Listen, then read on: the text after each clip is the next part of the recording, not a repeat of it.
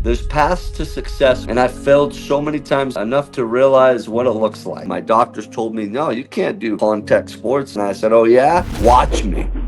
Ben was born with a craniofacial anomaly. He's risen above any of life's challenges to become a victor, not a victim. You get to say no to just being good, because then there's no more place to be great. People that are going through that right now, what's something you can share with them so they can rise above it? It comes down to, we have a voice inside our head, and that voice runs free and undefeated if you let it. What you've gone through is absolutely incredible. We choose to stand out, not just for us, but for other people. You cannot rise for other people if we don't show up for ourselves.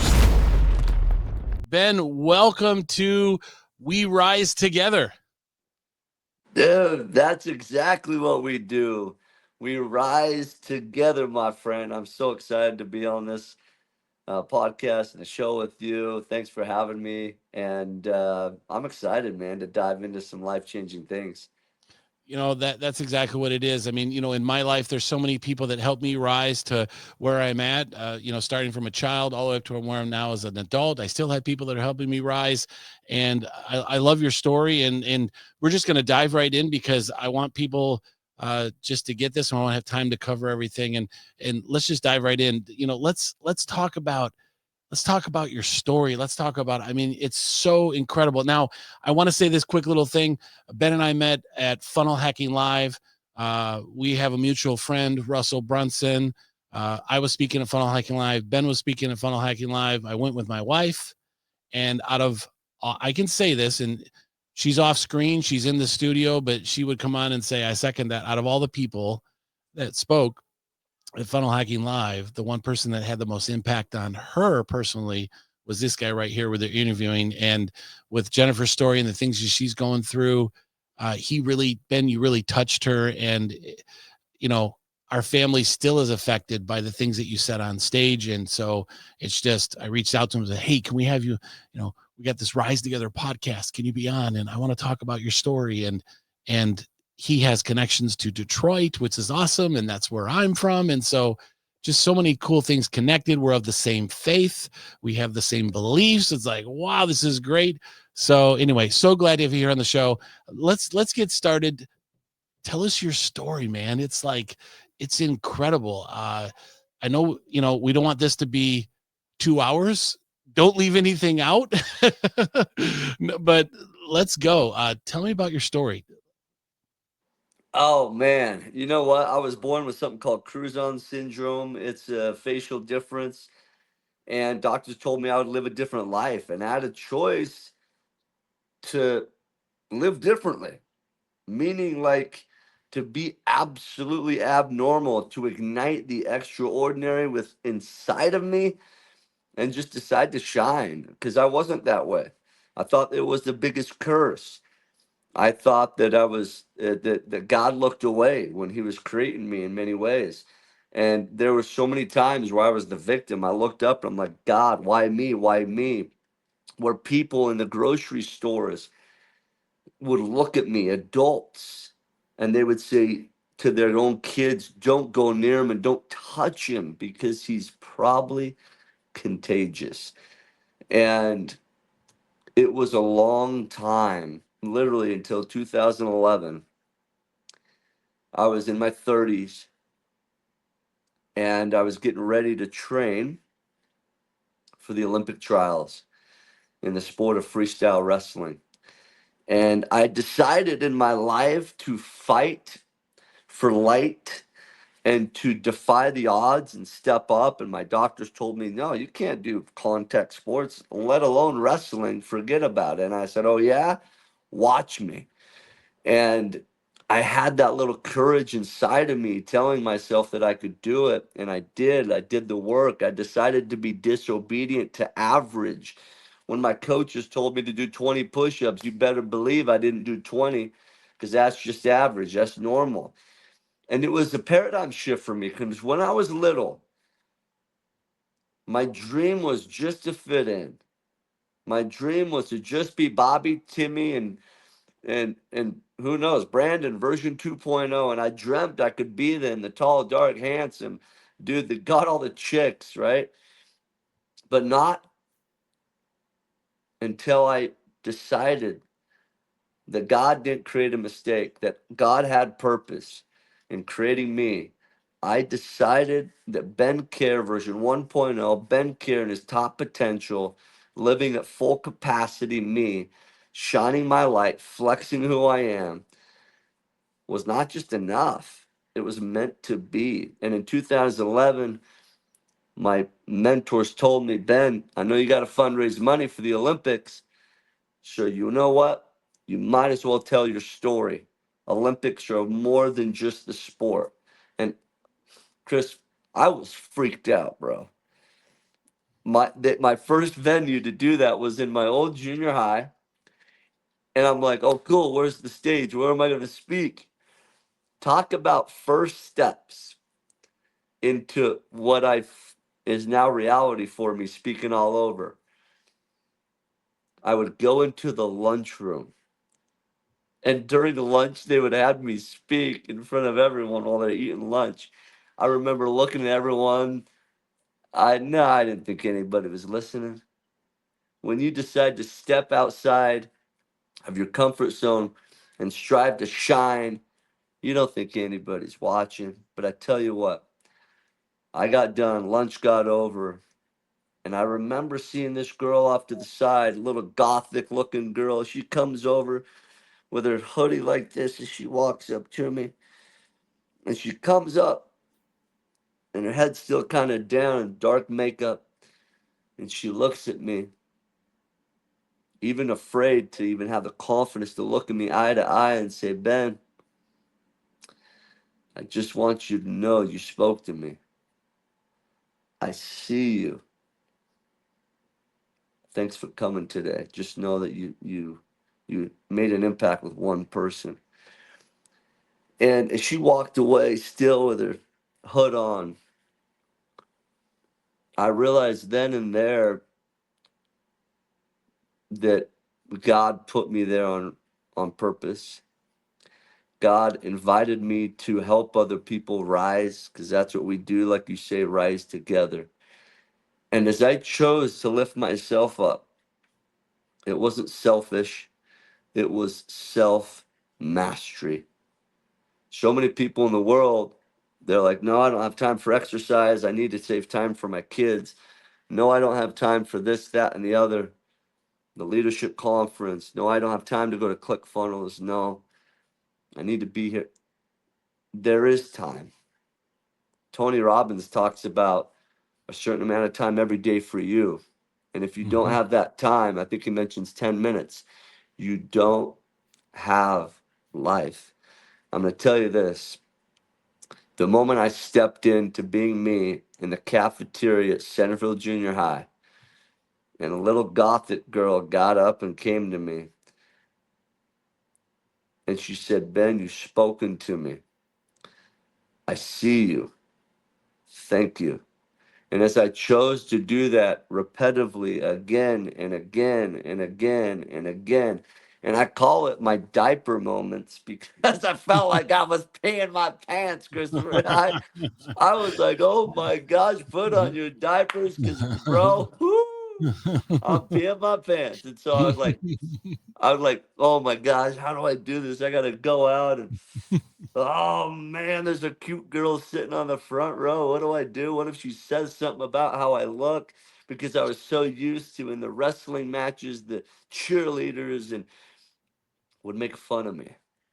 And I would hear it while I was wrestling. And I chose to not have it be a dead end, but a new beginning, an opportunity to prove myself, an opportunity to show them I can do, I will do. And I decided to step up. I decided to stand out. And so I think that's what rising above is, rising together is in life.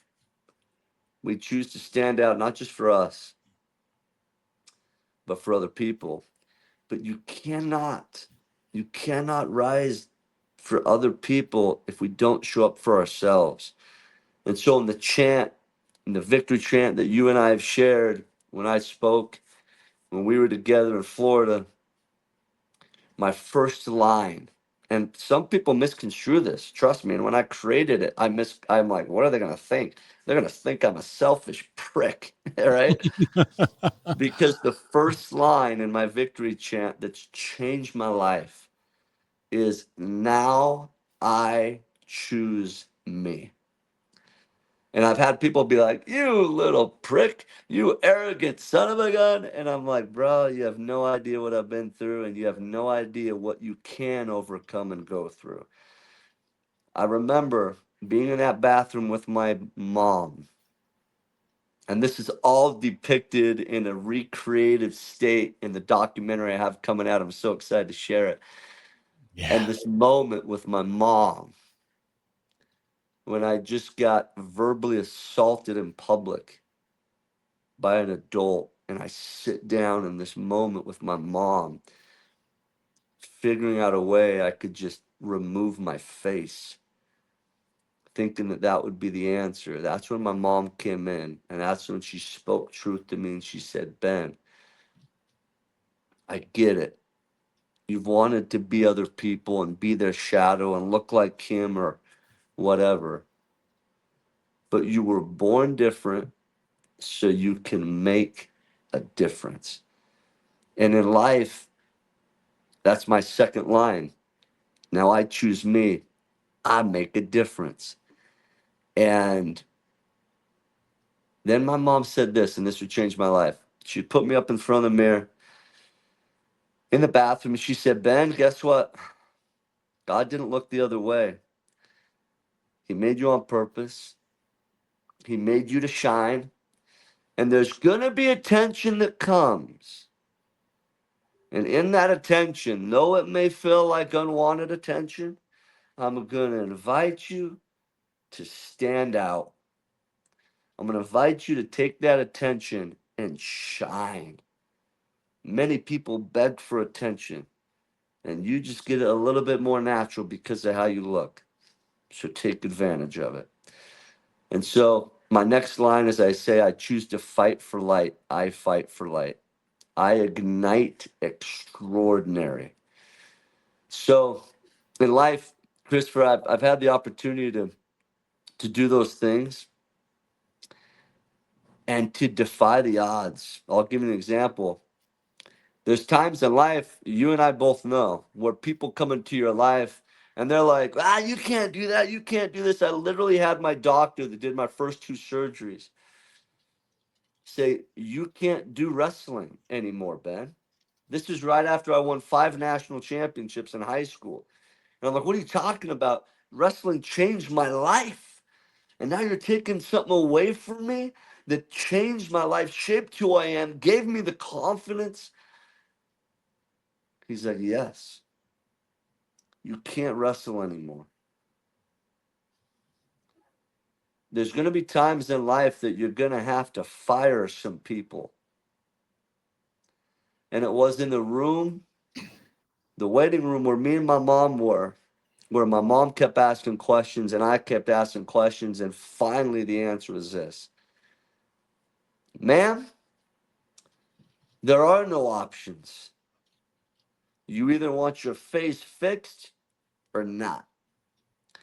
He left. And this is the power of someone who loves you and the power of a mom. My mom looked at me and she says, Ben, I don't care how well he knows you and your face and your skull and your skeleton and your structure. We're not putting up for this. You don't deserve this. Because I asked my mom, Mom, do we pay him to make me feel like an idiot? And she said, nope. And we never went back again. There's maybe marriages that you guys are in listening to this. There's businesses that you guys are in. There's relationships that you guys are in that you get a fire today. You know, the most important thing, my friend, we talked about rising together. Hmm. Let's talk about the most important person you get a fire first. And that's the negative you. Mm. That's the Wow. negative view. Because that negative view will take the abuse. That negative view will take the job that you're sitting at behind the screen that you know you are dying inside. That negative view will be okay with mediocre and maybe okay with just being good because good is the enemy to excellence. Mm. And so maybe today you get to say no a little more often to just being good because standout people don't say yes to good all the time because then there's no more place to be great. And so there's a lot to go into this story, but those are a few points that have changed my life. And I just hope and pray there's someone out there watching, whether they're on whatever end of the world and whatever end of the life or season that they're in, and it speaks to them like it spoke to me, my man. Because when I heard those things, it like rocked me inside my soul. It rocked me in my seat. And I had a decision to make a difference or to just not move and stay in that suffocative state. I think so many people, someone told me this, Ben, they said, if you talked to your friends that you have around you, like you talk to yourself, you wouldn't have any friends. And when someone told me that, I'm like, holy crap. If I talked to one of my best buddies the way I talk to myself, he wouldn't he wouldn't be my friend. He wouldn't want to be around me. I love that you went here because I think this is a big problem. And firing that person, or because we're so, I mean, being motivated and being hard on yourself to like be better and achieve. And I get all, you can do more, but what you're talking about is so key. Can I ask you a follow up question to that? Someone that's listening to this, someone that's watching this, we know there's people that are going through that right now. What can they do? What's something that you can share with them that they can do so they can navigate through this, so they can rise above it? They can get rid of that person that we're talking about here. Um, what's your advice on that? What can they do? Two things.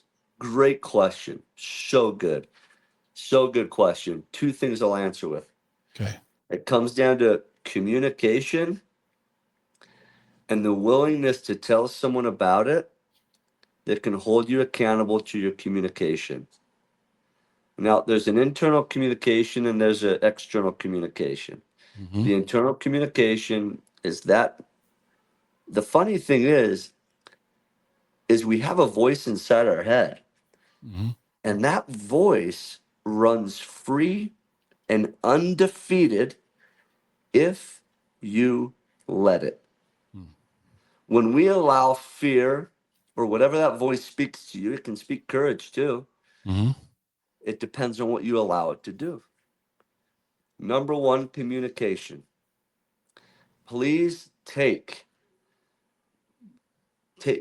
literally go to my website, benkjar.com, KJAR, benkjar.com, and you're gonna find a free gift. That free gift is my victory chant. And I Awesome. tell you what, in my victory chant, or I think you can find it at Victor Vault as well, Victor Vault, VAULT, because I talk about being a victor, not a victim, victor over victim, right? Mm-hmm. Go there and still mind. Because I remember growing up and stealing Tony Robbins. I was so negative right here. So, your question, how can you control that? How can you change that? Communication internally with yourself. Talk with yourself kindly. Be your biggest fan. Love yourself. Be your own hero. Show yourself that you're dang proud of who you are. I love hanging out with you. There's so many times I drive down the road and I look at someone next to me. Sometimes you know what I'm talking about. You see him singing. Sometimes I just see someone laughing. There's nobody there, and there's not an earpiece. I'm like, they must have someone on the car phone or something. But I often imagine, but what if they don't? What if they just enjoy being with themselves enough Hmm. that they make themselves laugh and smile and maybe even cry because you're so dang proud of yourself? Number one, communication. Still mine. Hmm. Number two, tell someone about it so that when you have an external type of vocabulary or communication that doesn't align with your goals, you have someone there to squash it. Love it. You have someone there to recorrect. For an example, I speak all the time, and people often say, yeah, that won't happen. And I immediately cut them off. And with firmness, but with kindness, I'm saying, hey, it may not have happened yet, but, and we reframe, oh, I'll try. Hey, we don't try, we do. And so you stop, you correct, and then you follow up with a ton of freaking love so that they don't feel like you're the enemy. And you and I know these principles. You and Hmm. I know that how we follow up with love makes the biggest of difference. Hmm. You and I know as parents that what we do, and the parents out there, that what we do, that guess what? When we correct our kids, our Hmm. students, our clients, whatever it is, be sure and follow up with double, triple love so that they will not just fight for themselves, but they will go to war with you too. Two Those two things are awesome. Before we get off, I just want to put out there, when if you're listening to this and you're watching this, stay to the end, because we're going to have Ben go through. We're going to have you go through that whole chant. I want to have you go through the whole thing, and we're going to go line by line. We're maybe say it a couple times. It's so awesome. But I love, I'm in the relationship space. I teach people how to build relationships with people. And, Jim Rohn says you're the sum of the five people you spend the most time with. I would say the success of your life, your business, everything going on is the sum of the five people that you have that have your back. And I love you talking about finding that person.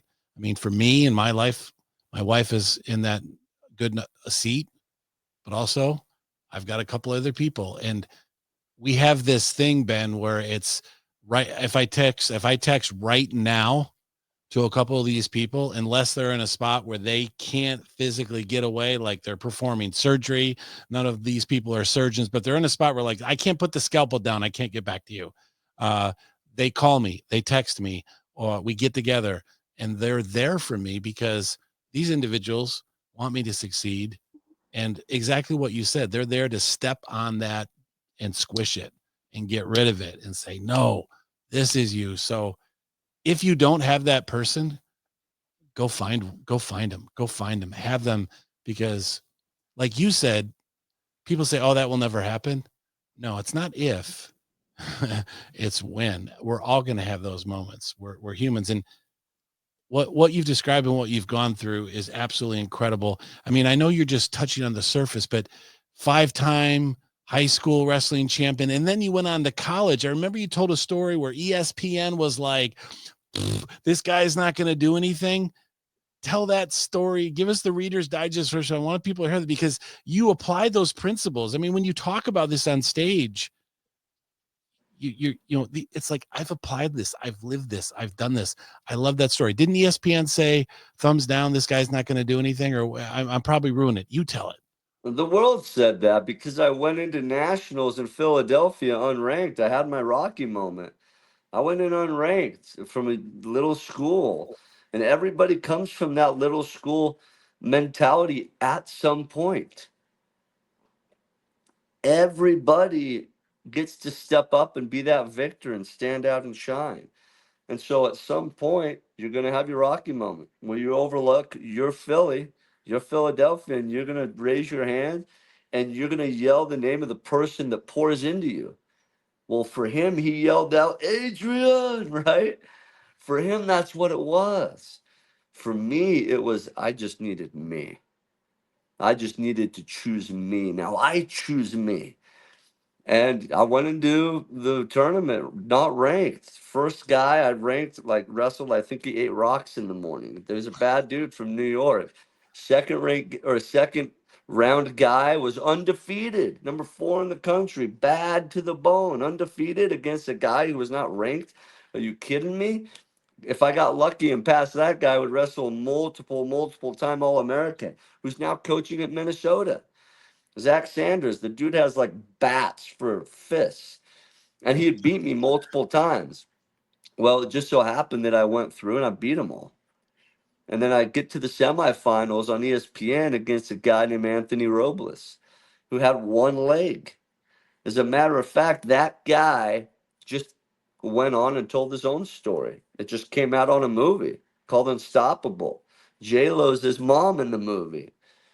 Matt Damon and Ben Affleck did it. He's a phenomenal human. And I went on, and he beat me in that match. He ended up going to win a national championship, and I went on to be Utah Valley University's first ever All American. But the change was this.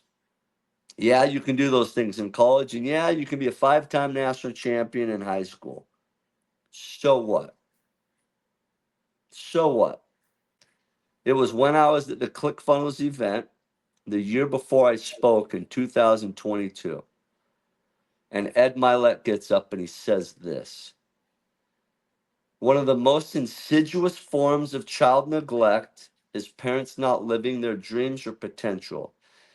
Bro, what I heard was stop freaking talking, stop telling your kids what to do, stop abusing them.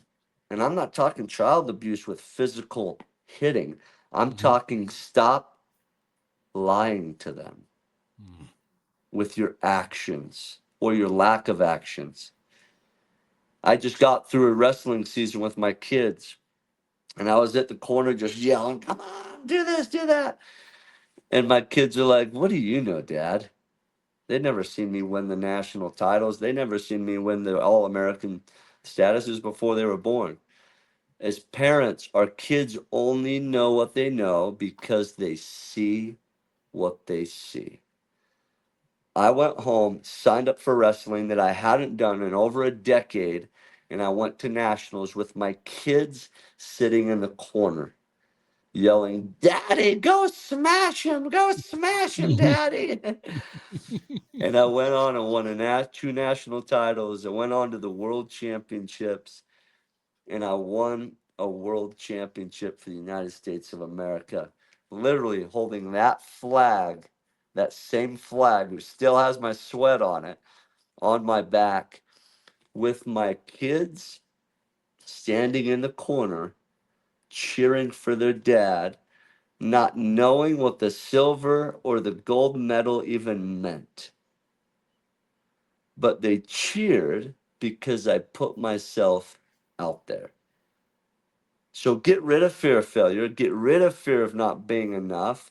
Show up to the marathon. They don't care if you finish in 3 hours. Just cross the finish line and have your kids standing there with their arms open. And that's what changed for me. That is awesome. That is awesome. You know, as you're listening to this, as you're watching this, just please understand and embrace how together and doing these things together, we can go super far. I mean, the walls that we can bring down, the impact that we can have, the lives that we can change as we take care of ourselves, like you said in the very beginning, and then teaming up and rising with those around us. Now, I probably already know the answer to this question, but I want to ask it anyway. I ask all the people that we interview on We Rise Together, who's the person for you that helped you rise the most on your journey? If you had to pick a person, who is that person? Well, number one, hands down, it's God. Love it. Hands down. I mean, if we're Love it. talking someone, um, that's made the biggest impact, the person who's poured into me countless times, even when I fought back and hit I love when it. he didn't deserve it. It was God. It was the moment. For an example, when me and my wife had a miscarriage and a second miscarriage and second failed adoption after they took all our money, it was when I was looking up to God, February 1st, 2019, and I was cursing him. And I was saying, why me? Why would you do this after Crouzon syndrome if that wasn't enough? Now you drag my wife into this? Hmm. And that person, God, who had all the right to fight back and hit back and yell back and punish, the next day, February 2nd, us getting a call saying, Ben and Lacole's my wife, last night there was a boy that was born in the Midwest. Do you want to be parents?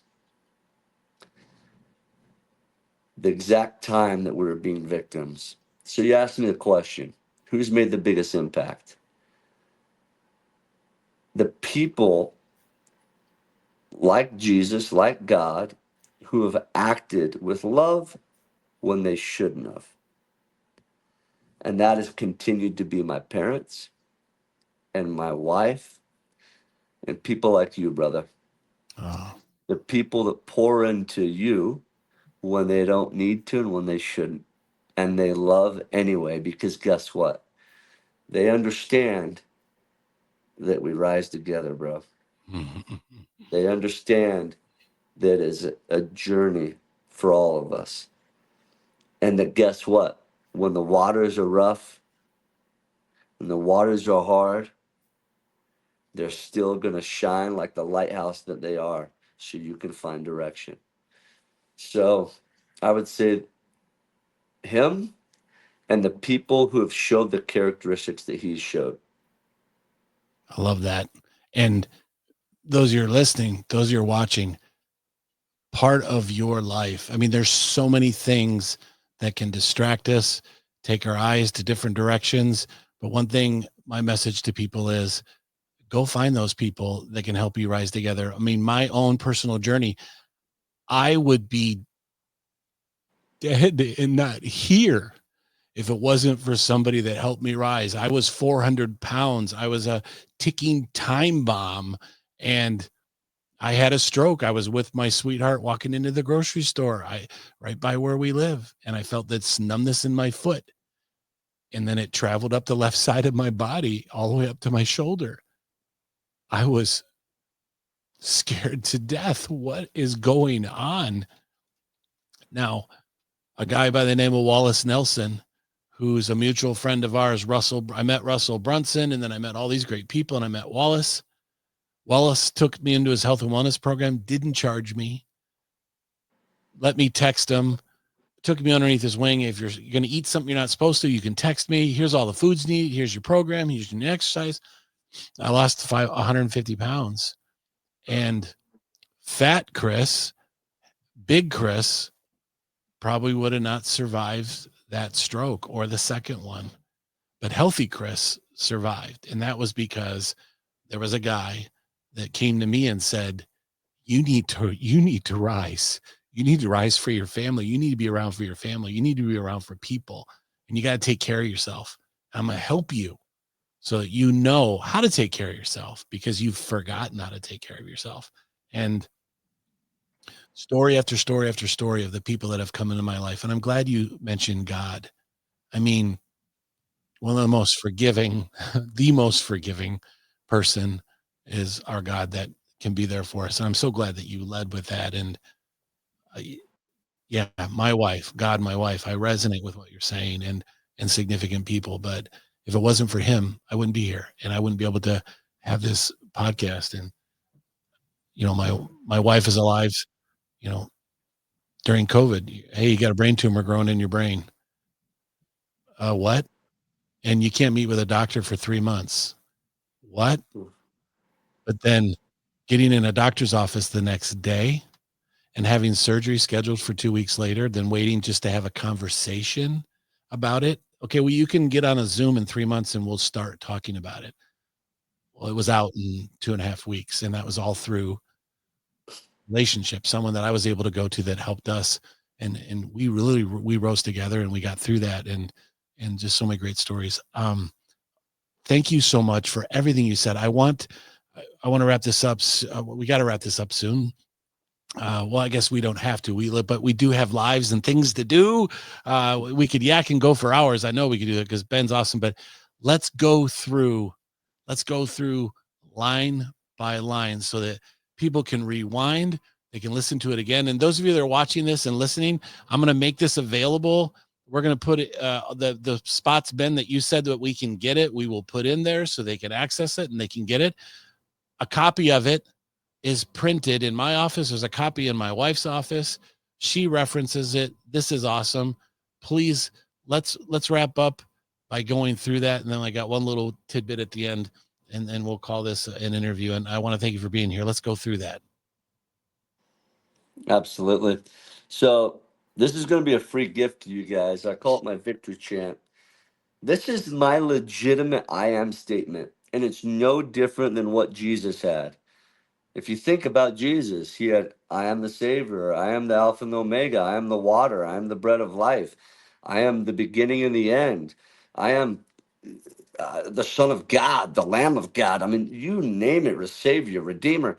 Think about the man who was expected and said to have been the most perfect guy, whether you believe in him or not.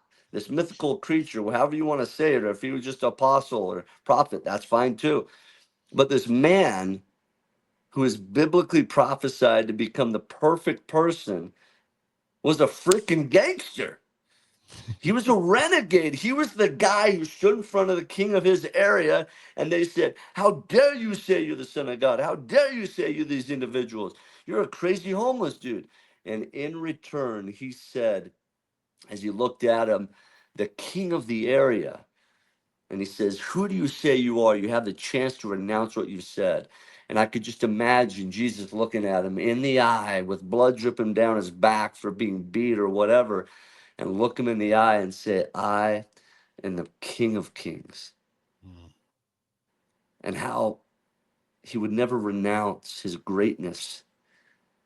And yet, so many people play small and think if I say greatness within my statements, I'm an I'm an arrogant son of a gun. I'm a Mm-hmm. prick. I'm cocky. But but what if you follow the example of someone who is great before you, like Jesus? Don't you realize he's speaking wisdom into who you really are? So for me, I tried to follow that. I did follow that. And for me, my victory chant became just that. And my first thing I say is, now I choose me. I make a difference. I fight for light. I ignite extraordinary. Now watch me defy the odds. Defy the odds. I am a victor. I was born to stand out. And then the last ones are stand out, stand out. And in life, there has been many times that I have not chosen to stand out. I've chosen to play small, even though I was the small one on the battlefield. David still picked up the sling, and under the watchful eye of his older brothers, he stood in front of Goliath. With fear still being there, he stepped in and chose to be courageous. And when I feel fearful, which is every day, when I feel anxious, which is every day, I choose to say my victory chant. I choose to say my I am statements. Now I choose me. I'll make a difference. I fight for light. And I go down the path until I look myself in the eye in the mirror, however it is, and I choose to believe it. Every day is a spiritual awakening of belief and conversion to knowing who you are. And so that's a free gift for everyone. I want to share it with you. If you go to bencare.com, you'll be able to find it, or go Victor Vault, victorvault.com. It will be free. I'll make sure you guys have it. Um, and you'll also be able to access there's something called your crown code. Every single year, I base my life upon 6 points, which is faith, family, mental, physical fitness, finance, fun, and fulfillment. They're my F's. And some people are like, oh, yeah, what does that mean? I said, it's how I F my way through life, baby. And they laugh and they're like, oh, man. I'm like, yeah, this is literally how I do it. So there's paths to success, my friends. And I've failed so many times along the way, enough to realize what it looks like and how to be very familiar with it and to know I don't want to live there. And so take these two free gifts and follow up with me on social media and tell me how you've implemented it. Tell me things that you're afraid of. Allow me to pour into you and be just a cheerleader. One thing I just love doing more than anything is cheerleading on other people and knowing how to pour into them, because guess what?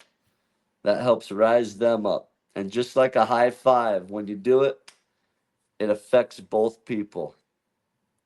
Just like a hug, when you hug, both people embrace. And Mhm. so when I pour into others, it feels so much like I'm just getting poured into. And that's how we rise together. Thank you so much. Well said.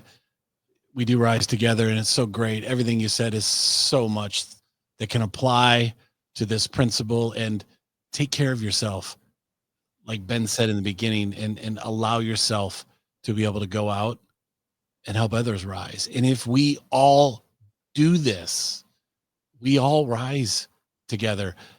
Ben, you got something really cool to talk about that I want to do here at the end. What do you got? You got something really epic that's coming out. Talk about it, please, so that people are listening to this and watching this. Tell us about that. This is Well, I'm doing it right now, man. I'm on your podcast, amazing. brother. I Come love that. on, we're freaking doing it. I But love it.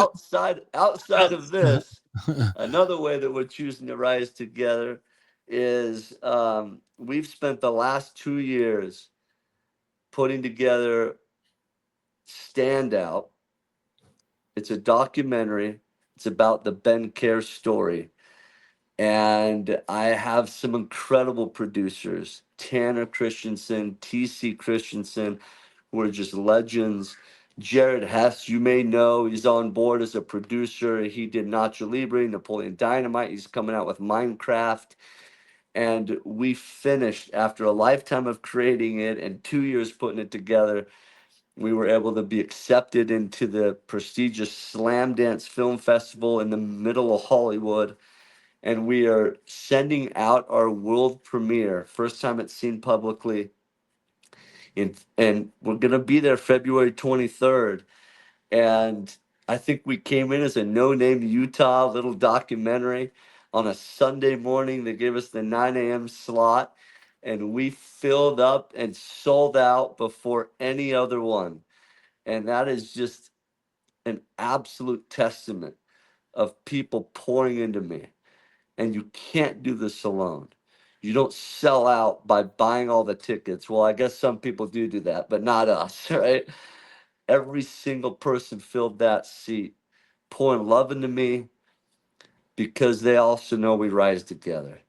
And so, just like you have poured into me in the last hour, I hope that we're able to take this documentary throughout the world, and we're swinging for the fences, man. We're really hoping that it gets in every single person's home in every single language to impact and inspire, and just to allow one person, if it only makes difference in one person's life, that they can choose one day to step out from behind that fear, step out from behind that door of anxiety, and choose to step into being who they're meant to be, created to be, and so they can stand out and shine a little bit more of their light. That's awesome. So awesome. Thank you for being here. And thank you for being here and allowing the opportunity that we can rise together. And those of you that are listening, those of you that are watching, let's go out and let's rise together. Love you, buddy. Thanks for being here. God bless, brother. Stick around in the green room for 1 second. Thanks, everybody, for being here. And we'll see you on the next episode of We Rise Together.